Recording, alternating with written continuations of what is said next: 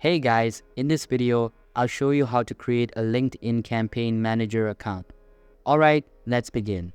First of all, open any type of preferred browser and search for linkedin.com. After that, sign into your account and you will be redirected to the home page.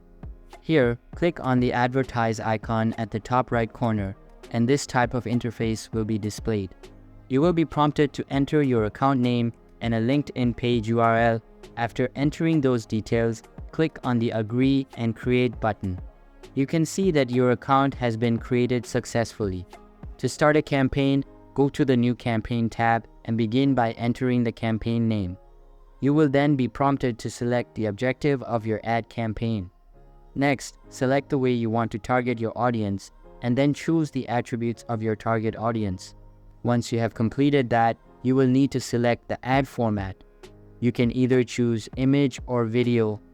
After that, select the budget and schedule for your ad campaign. Once you have finished all of that, click on the Save and Continue button and you are good to go. So that's basically how you can create a LinkedIn Campaign Manager account. And that's it for this video. If you find this helpful, consider subscribing and giving this a big thumbs up. Thanks.